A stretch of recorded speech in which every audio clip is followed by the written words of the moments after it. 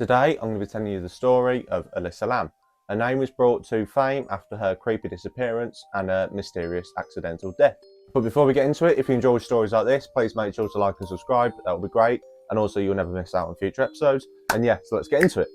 So Elisa Lam was a 21-year-old Canadian student at the University of British Columbia in Canada, but she was also an avid explorer. And her next adventure took her to California, where she went alone, and she posted many pictures of her at the San Diego Zoo, in which she seemed she was having a brilliant time. Then it was on the 26th of January 2013, she arrived in LA. And then 2 days later, on the 28th of January 2013, she arrived at the Stay on Main Hotel, which is next door to the Cecil Hotel. The Stay on Main was just a budget hostel for her short time she was spending in LA. But during the time that she was staying at the Stay on Main Hotel, it was converted in with the Cecil Hotel in order to promote the Cecil Hotel. Both main lobbies and entrances were still separate, but both hotels shared some of the same corridors, and they both shared the same lift. For those who have never heard about the Cecil Hotel, it has a very disturbing history. There has been 16 unexplained murders in or around the Cecil Hotel, and there's been many times where famous serial killers have stayed in the Cecil Hotel. With all this in mind, it only adds to the creepy disappearance of Elisa Lam. Prior to her disappearance, she was moved from her shared room to a private room, as her roommates reported her to the manager, as she was acting very disturbingly around her roommates.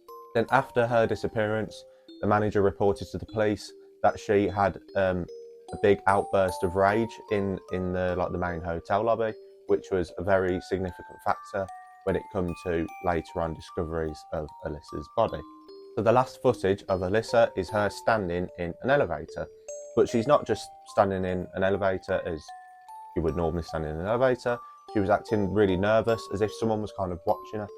And the video also shows it as if she's talking, whether she's talking to someone outside of the elevator, because there's no footage of outside the elevator, or she's either just talking to herself.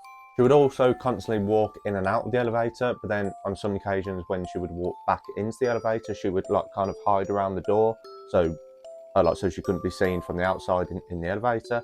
Then her actions also consisted of pressing loads of buttons on the elevator, but the doors would never close. So this CCTV footage adds to the mystery of Elisa Lam.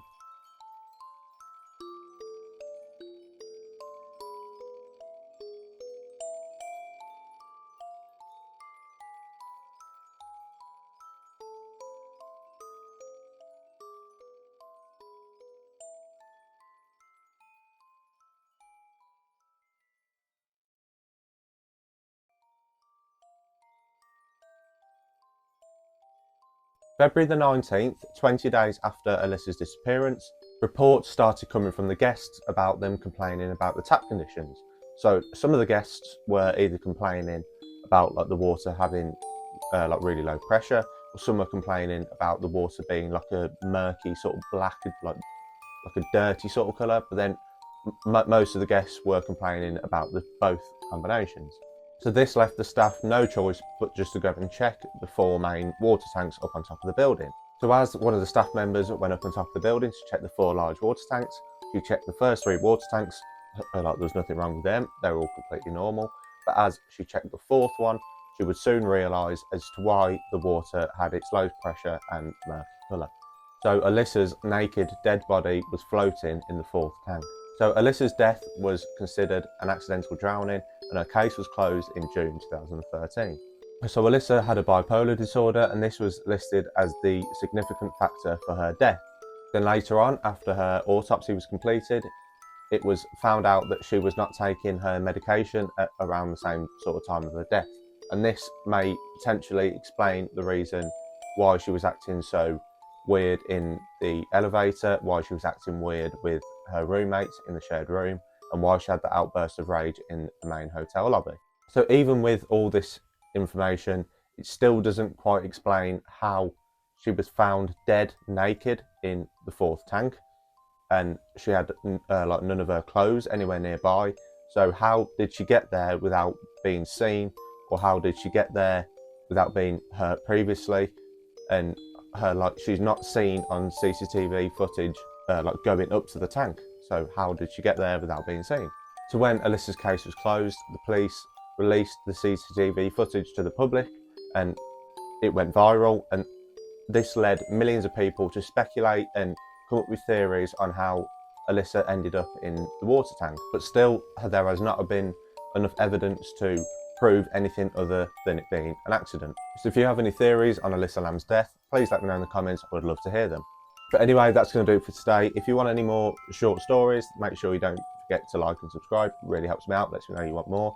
And also let me know in the comments if you want me to go over any other topics. Check out all my socials in my description to see more of my face, and that's going to be it. Thank you very much. We'll see you soon.